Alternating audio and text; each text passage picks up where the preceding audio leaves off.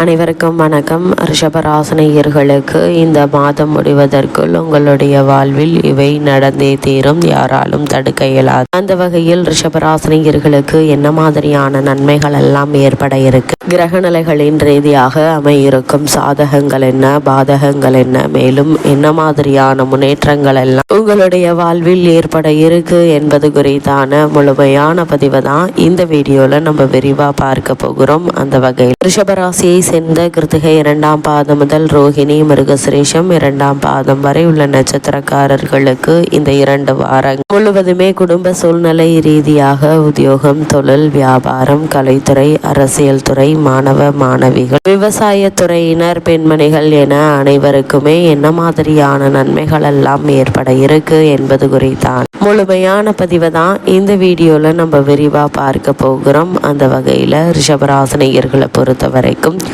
இந்த 2 வாரங்கள் முழுவதுமே குடும்ப சூழ்நிலை ரீதியாக என்ன மாதிரியான நன்மைகள் எல்லாம் ஏற்பட இருக்கு என்று பார்க்கும்போது இந்த காலகட்ட கிரக நிலைகளை ஆராய்ந்து பார்க்கும்போது இந்த வாரங்களுடைய தொடக்கத்தில் உங்களுடைய ராசிநாதன் சுக்கிரன் நீச்சம் பெற்று சஞ்சரிக்கிறார். அதோடு இந்த 2 வாரங்கள் சொந்த வீட்டிற்கு வந்து வலுவடையவும் செய்கிறாருங்க.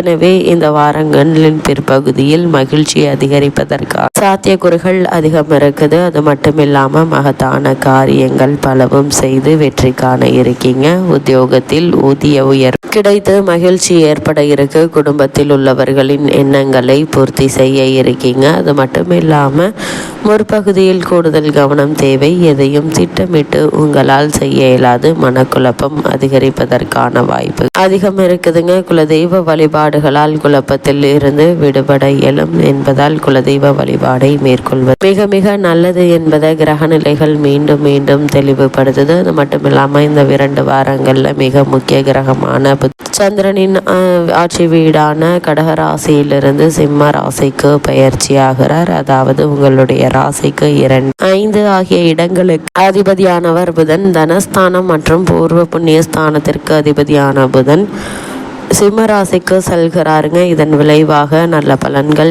இல்லம் தேடி வரப்போகிறது. இடம் வாங்குவது, வீடு கட்டுவது போன்றவற்றில் கவனம் செலுத்துவீங்க. கல்விக்காக எடுத்த முயற்சி கைகூட இருக்க. பிள்ளைகளின் எதிர்கால நலன் கருதி எடுத்த முயற்சிகளில் வெற்றி கிடைக்குங்க. புத ஆதித்ய யோகம் ஏற்படுவதால் பொருளாதாரத்தில் இருந்த பற்றாக்குறை அகல இருக்குதுங்க. வாடகை கட்டிடத்தில் நடைபெற்ற தொழிலை சொந்த கட்டிடத்திற்கு மாற்றும் முயற்சி கைகூட இருக்குதுங்க. அரசு வேலைக்கு விண்ணப்பித்தவர்களுக்கு எதிர்பார்த்த உத்தியோகம் அமையலாங்க. அது மட்டும் இல்லாமல் ரிஷபராசினியர்களை பொறுத்த வரைக்கும் இந்த 2 வாரங்கள் முழுவதுமே கன்னி ராசியில் நீச்சம் பெற்ற சுக்கிரன் தற்போது தனது சொந்த ராசியான துலாம் ராசிக்கு பயிற்சியாகி உச்சம் பெறுகிறார். அதாவது உங்களுடைய ராசி அதிபதியாகவும் 6ஆம் இடத்திற்கு அதிபதியாகவும் விளங்கக்கூடியவர் சுக்கிரன். அவர் 6ஆம் இடத்திற்கே வரும்போது உங்களுடைய ராசிக்கு விபரீத ராஜயோக அடிப்படை சில நல்ல காரியங்கள் நடைபெற இருக்கு. உத்தியோகத்தில் எதிர்பார்த்த முன்னேற்றம் கிடைக்க இருக்குதுங்க. பதவி உயர்வு, ஊதிய உயர்வு மட்டுமல்லாமல் வேண்டிய சலுகைகள் கிடைக்க இருக்குதுங்க. நீண்ட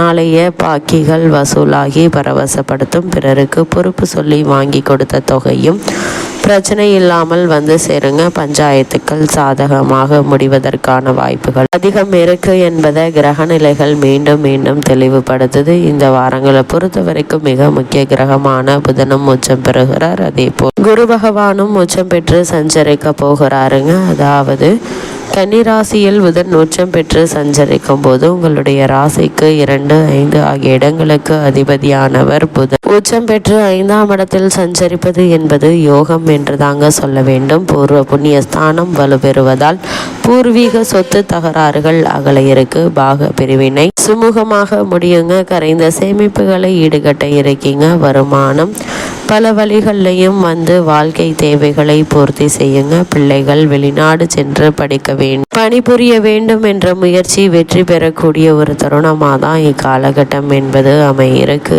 என்பது கிரகங்களுடைய கிரகங்களுடைய சஞ்சார நிலைகள் மீண்டும் மீண்டும் தெளிவுபடுத்துது. இக்காலகட்டம் முழுவதுமே குரு பகவான் கடக ராசியில் உச்சம் பெற்று சஞ்சரிக்கிறார். அதன் பார்வை பலத்தால் உறவினர்களின் ஒத்துழைப்பு கிடைக்குங்க. வரன் வாசல் தேடி வந்து சேர இருக்கு. நீண்ட நாட்களாக இருந்த நோய் அகல இருக்கு. உங்களை நேசிக்கும் நிச்சயம் அதிகரிக்குங்க. பாக்கியஸ்தானம் பலப்படுவதால் அனைத்து யோகங்களும் வந்து சேரக்கூடிய தருணமாக தான் இக்காலகட்டம் என்பது அமையிருக்கு. குறிப்பாக வெளிநாட்டில் பணிபுரிய வேண்டும் என்ற விருப்பம் உள்ளவர்களுக்கு நல்ல நிறுவனங்களிலிருந்து அழைப்புகள் வரக்கூடும். இப்படிப்பட்ட சந்தர்ப்ப சாதகங்களை பயன்படுத்தி கொள்வது மிக மிக நல்லது. அது மட்டும் இல்லாமல் ரிஷபராசினியர்களை பொறுத்த வரைக்கும் பொது வாழ்வில் உள்ளவர்களுக்கு பாராட்டும் புகழும் கூட இருக்கு. வியாபாரம் மற்றும் தொழில் செய்பவர்களுக்கு இக்காலகட்டங்களில் உயரதிகாரிகளின் நட்பு உங்களுக்கு கிடைக்க இருக்கு. மகிழ்ச்சியான தகவல்கள் வந்து சேருங்க. கலைஞர்களுக்கு தேவைகள் பூர்த்தியாக இருக்குதுங்க. மாணவ மாணவியருக்கு கல்வி விரக்தி ஏற்படும். பெண்களுக்கு இல்லத்தில் நல்ல சம்பவங்கள் பலவும் நடைபெற இருக்கு. திருமண முயற்சி கைகூடக்கூடிய ஒரு தருணமாக தான் இக்காலகட்டம் என்பது இருக்கு என்பதை கிரக நிலைகள் மீண்டும் மீண்டும் தெளிவுபடுத்துது. ரிஷபராசினியர்களை பொறுத்த வரைக்கும் இந்த 2 வாரங்கள் முழுவதும் குடும்ப சூழ்நிலை ரீதியாக மேலும் என்ன மாதிரியான நன்மைகள் எல்லாம் ஏற்பட இருக்கு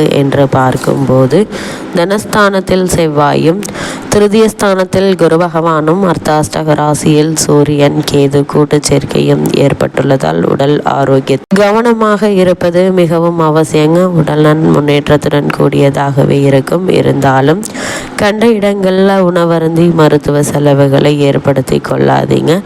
உங்களுடைய உடல் ஆரோக்கியத்தில் அதிக கவனம் செலுத்துவது நல்லது. நெருங்கிய உறவினர்களிடையே சிறு சிறு வாக்குவாதங்கள் வழக்கமான மறைமுக ஏச்சு பேச்சுக்கள் உங்களுடைய காதுகள் எட்டினாலும் குடும்பத்தில் மிகப்பெரிய சண்டை சச்சரவு ஏற்பட இருக்குங்க. அளவிற்கோ அல்லது உறவு பாதிக்கப்படும் அளவிற்கு பிரச்சனை எதுவும் ஏற்பட சாத்தியக்கூறுகள் இல்லை. நீதிமன்ற வழக்குகள் இருந்துச்சு அப்படின்னா தொடர்ந்து நீடிக்குங்க. திருமண முயற்சிகளில் சிறு குழப்பங்கள் ஏற்பட்டு வர நிச்சயமாகும். சிறு விஷயங்களுக்கு கூட அதிக முயற்சி அலைச்சலும் தேவைப்பட இருக்கு. கணவன் மனைவி இடையே ஒற்றுமை பாதிக்கப்படும். கூடுமான வரைக்கும் ஒருவருக்கு ஒருவர் விட்டு கொடுத்து அனுசரித்து நடந்து கொண்டாலே போதுங்க. தேவையில்லாத வீண் பிரச்சனை ஏற்படுவதற்கான வாய்ப்புகள் இல்லைங்க. அது மட்டும் இல்லாமல் முன்கோபம் மன நிம்மதியை பாதிக்கும்.